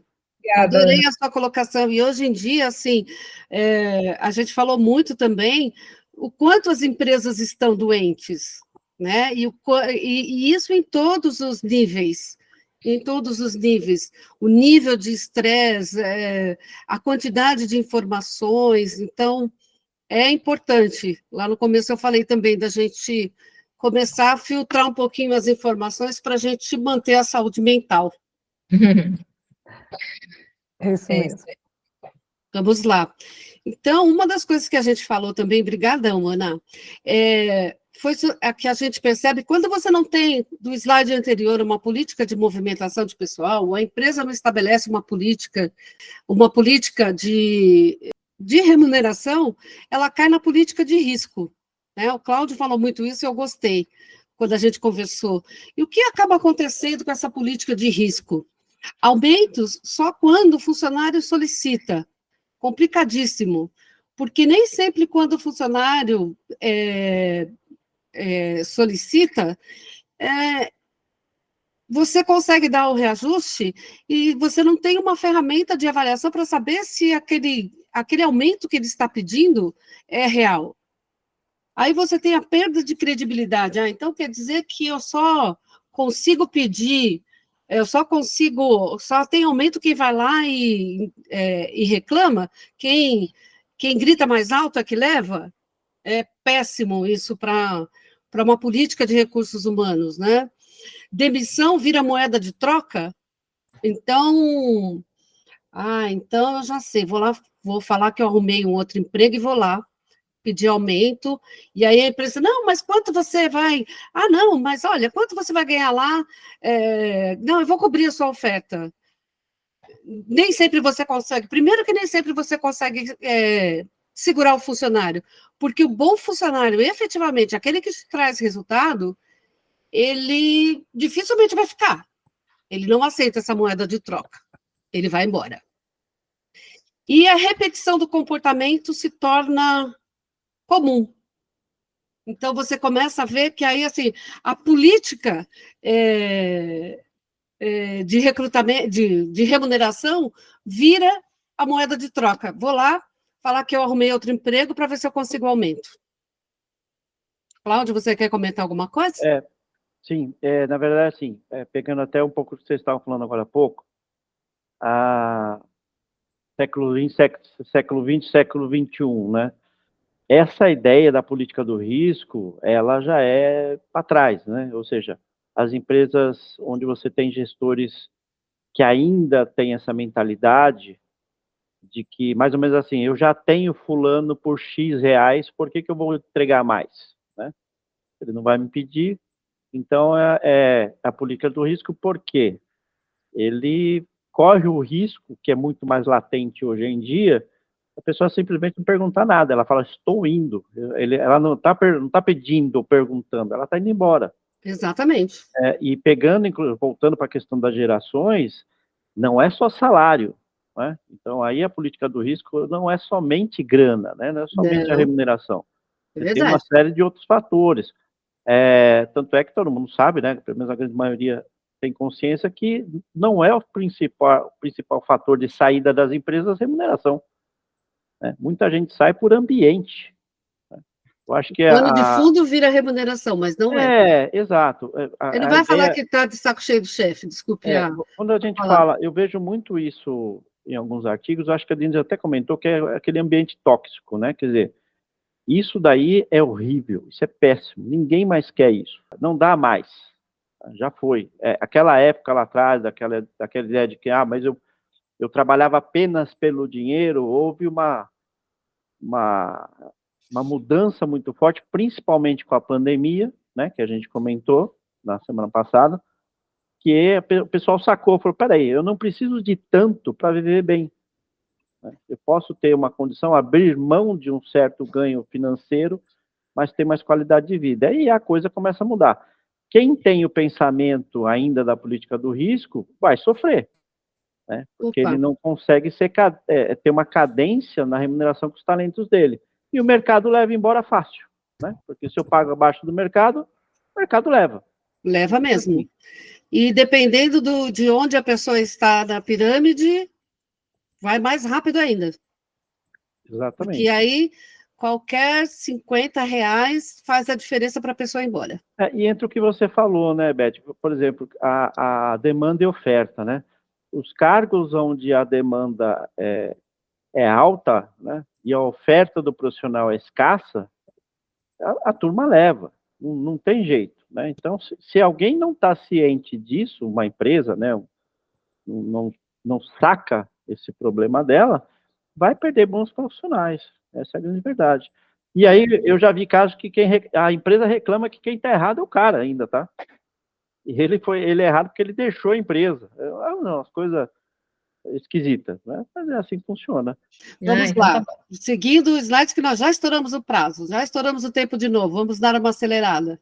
Componentes da remuneração. Nós falamos de componentes de cargos e salários, e agora a gente precisa falar de componentes da remuneração. Então, o que compõe, né? Quando a gente fala, a gente tem ali no final uma remuneração total. Eu vou fazer o contrário, hoje eu vou falar do fim para o começo. Hoje a gente fala de remuneração total, como o Cláudio falou. A gente não fala só de salários, né? As pessoas não saem só por causa de salários. Existem muitas outras coisas. Quando a gente fala de remuneração total, tem a remuneração direta e tem a remuneração indireta. Quando eu falo de remuneração direta, eu estou falando de dinheiro, de salário fixo, do salário nominal, aquele valor que vai na carteira, aquilo que o funcionário coloca no bolso. Quando eu falo de remuneração variável, é aquilo que a gente vai pagar também como bônus, como PLR, como comissão, como um reconhecimento.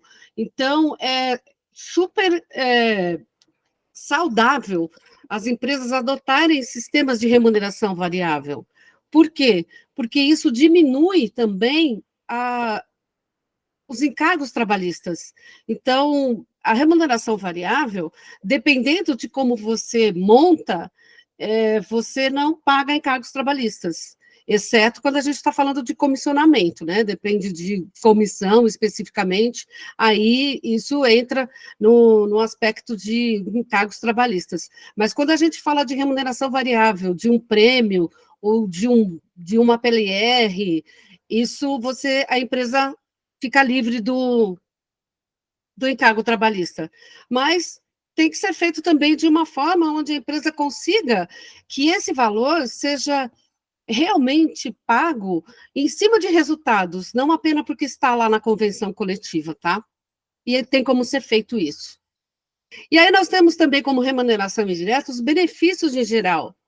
E aí existe uma gama de benefícios que podem ter custos ou não, né? Por exemplo, você disponibilizar um horário flexível não tem custo nenhum. E isso ajuda muito quando você tem um funcionário, uma funcionária que precisa resolver alguma coisa e você flexibilizar o horário. O trabalho remoto. Nem todo mundo consegue implantar. Mas se você tem a oportunidade de fazer o trabalho remoto, ou que ele seja híbrido, né? Eu preciso que pelo menos 1 ou 2 dias da semana você esteja aqui. O restante, você pode trabalhar da sua casa. Então, também não tem, só é preciso criar ferramentas adequadas para esse tipo de relacionamento, para esse novo modelo de contrato de trabalho. Mas é possível ser feito. E incentivos de longo prazo, quando a gente fala de ações. Aí o pessoal fala, ações? Existem empresas hoje que trabalham com planos de incentivo com ações e oferecem ações de suas empresas para os funcionários. Mas isso a gente está falando só de SA? Não, de todo tipo de empresa.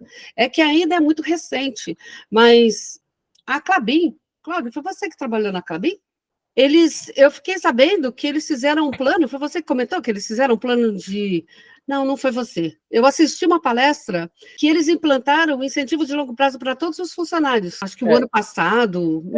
Na época que eu trabalhei na Klabin, foi começo dos anos 2000, né?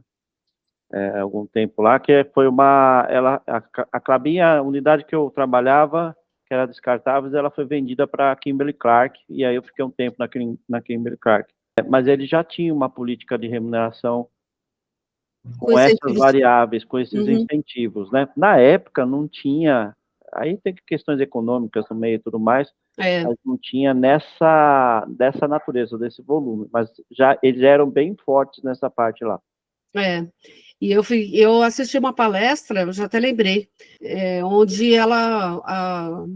o palestrante estava falando sobre remuneração de executivos, e aí comentou que eles fizeram, porque tudo depende do plano, de como você monta, né? Tudo é possível. É aquilo que a gente falou lá, no slide que eu falei lá da crise e do CRI, né?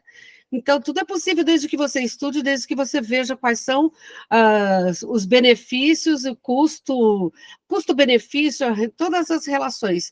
Mas existem várias saídas, várias coisas que a gente pode criar, em termos de remuneração, de engajamento e de senso de pertencimento. E vamos que vamos dar uma aceleradinha, ver se a gente termina antes das 8. Então, a gente já falou também, né, de diferença entre pessoas e profissionais. Então, isso é super importante. As pessoas precisam ser tratadas com respeito, né, mas os profissionais podem e devem ser tratados de formas diferenciadas.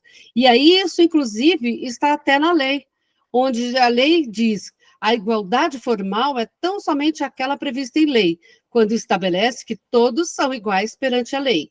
Por outro lado, a igualdade material é a concretização da igualdade na prática, e que significa a igualdade aristotélica. Nossa, que palavra! Aristotélica.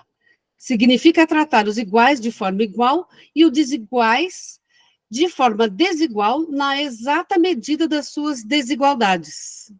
Então, se as pessoas têm entregas diferentes dentro do cargo, por que elas não devem ser reconhecidas? As pessoas devem ser tratadas com respeito e de forma igual, como eu comentei. Mas os melhores profissionais merecem e devem ser reconhecidos, porque se você não o fizer, eles vão procurar outro lugar para chamar de seu. Histórico de remuneração. Então, rapidamente, na década de 70, era somente salário. Era o salário pago, ninguém falava de outra coisa, né? Não existia vale-transporte, não existia praticamente nada. Mal e porcamente existia um lugar para você levar a sua marmita. Depois começou na década de 80, o salário nominal, mais variáveis e outras coisas, né? Aí apareceram vários benefícios, assistência médica, muitas outras coisas que começaram a compor a variável também em termos de, na década de 80, a variável comissão, um pouco de bônus, porque a inflação era muito alta, então se pagava de outra forma. Na década de 90, se fortaleceu, já tinha benefícios também na década de 80, mas aí começou a ficar mais forte na década de 90, a gama de benefícios, né? O leque de benefícios foi aberto de uma maneira mais estratégica. E o ideal hoje que a gente vê, inclusive para que as empresas mantenham um equilíbrio de custo, quando não conseguem aumentar o salário, então, o fixo, né? Então, que a gente pode buscar benefícios ou mesmo no variável, o pagamento do lado que eu falei, do PLR, ou de reconhecimentos de valores específicos que não incidirão em cargos trabalhistas. Alguma pergunta, comentário aí? Então, quando a gente fala também, né, nos pontos de atenção, que a gente já comentou muito fortemente durante o decorrer da apresentação, é o aspecto da convenção coletiva e do acordo coletivo. Esse deve ser um norte também para você montar uma política de cargos e salários que seja competitiva e que esteja em linha com os procedimentos legais. Porque nós temos, além da convenção, a legislação trabalhista. A CLT, ela é antiga, mas é o que temos, e é o que temos que respeitar. Existem algumas saídas? Existem, mas elas precisam ser fundamentadas, e aí, assim, um profissional de remuneração, tudo que ele for fazer, que ele não conhecer, e ele não dominar a legislação, ele tem que buscar o parecer jurídico para que não coloque a empresa em risco daquilo que ele vai montar. Porque, além de tudo, tem o Ministério do Trabalho que pode ir lá bater na sua porta, né, verificar o que está sendo feito. E agora, mais uma cerejinha é a Lei de Igualdade Salarial, onde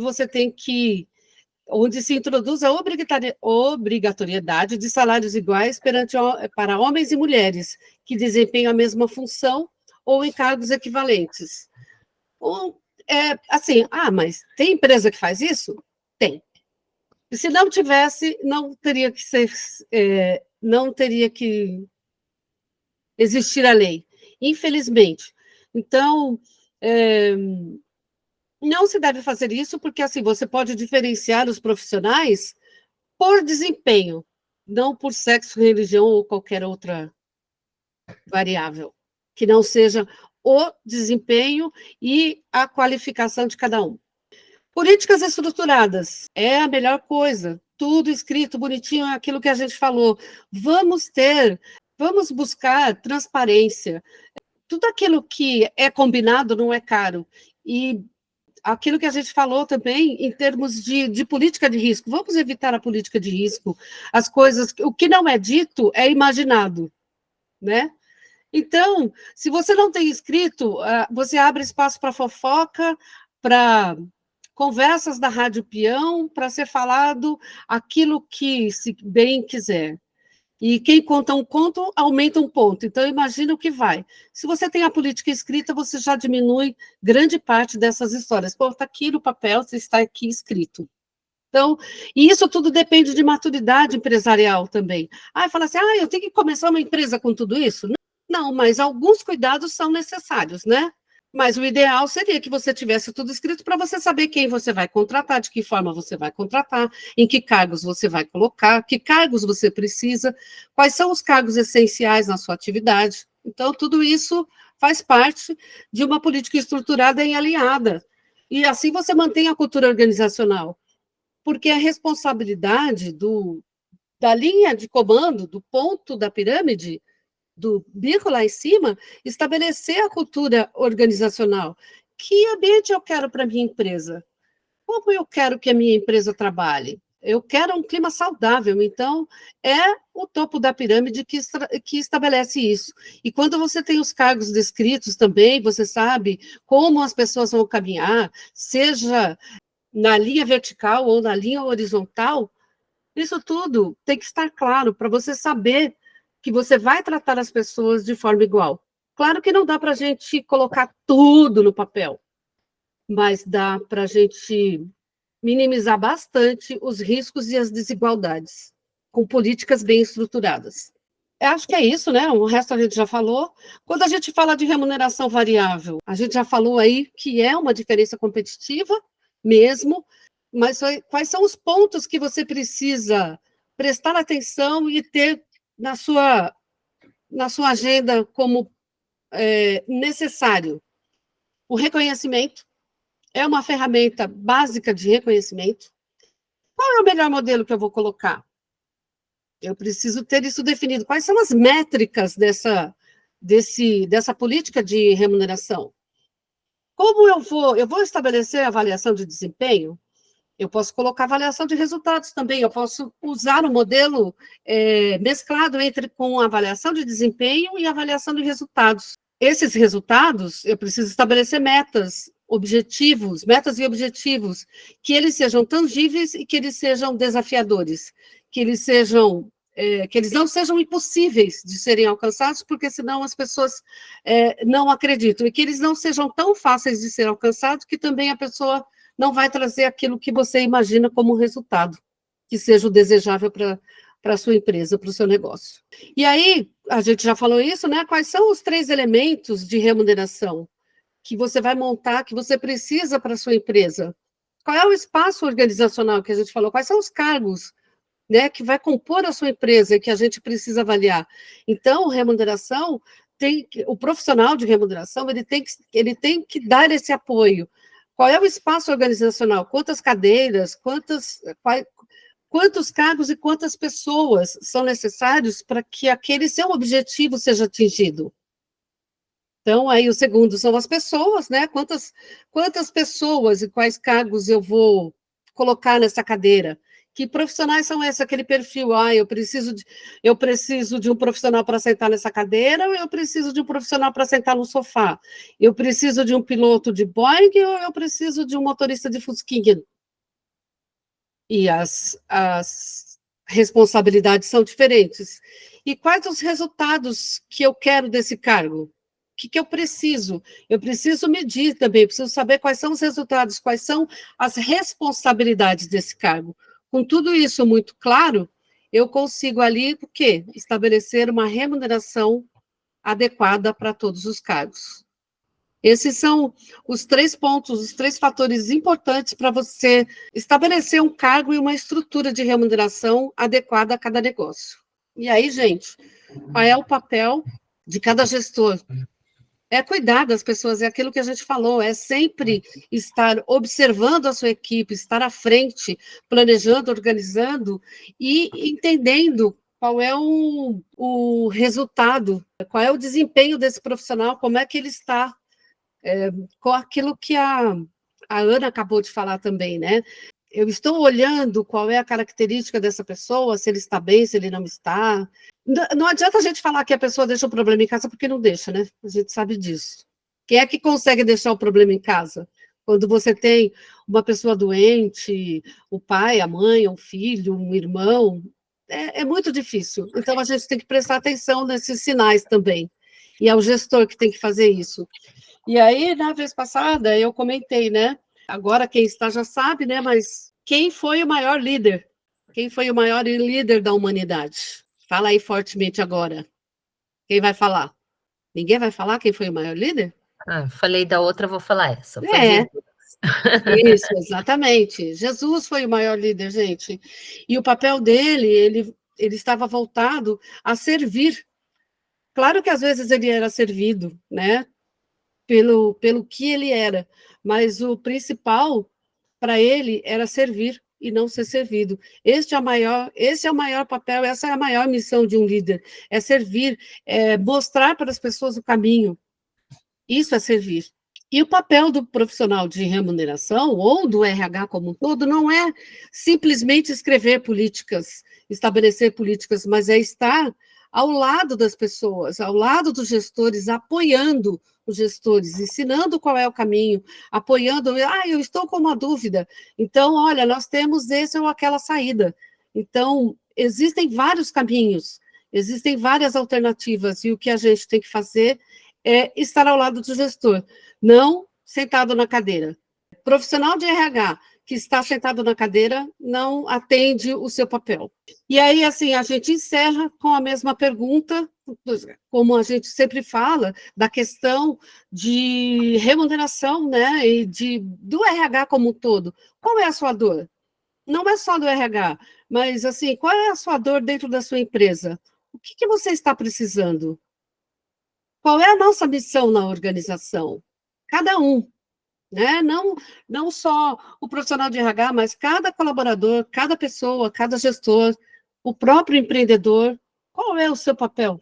Qual é a sua missão dentro da organização? A próxima, o que a empresa pode fazer em relação a isso? Então, se você está numa empresa e você enxerga alguma coisa que está em desnível, o que você acha que a empresa pode fazer em relação a isso?